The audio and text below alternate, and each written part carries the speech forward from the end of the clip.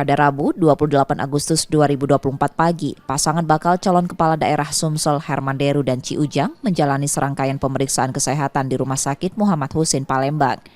Pemeriksaan ini meliputi evaluasi fisik, psikologi, dan tes bebas narkoba, dilakukan tim dokter spesialis dari masing-masing bidang, serta berkoordinasi dengan lembaga terkait.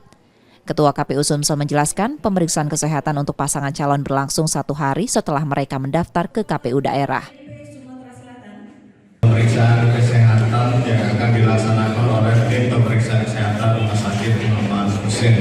Pemeriksaan akan berlangsung selama 1 hari. Hari ini yang dilaksanakan untuk 3 pasangan calon. 1 pasangan calon gubernur wakil gubernur, 2 pasangan calon wali kota. Selain Hermanderu dan Ciujang, 2 pasangan calon lainnya juga menjalani pemeriksaan kesehatan. Mereka adalah Yuda Pratomo Mahyudin dan wakilnya Baharudin, bakal calon wali kota Palembang, serta Arlan dan wakilnya Franky Nasir, bakal calon wali kota Prabu Mulih.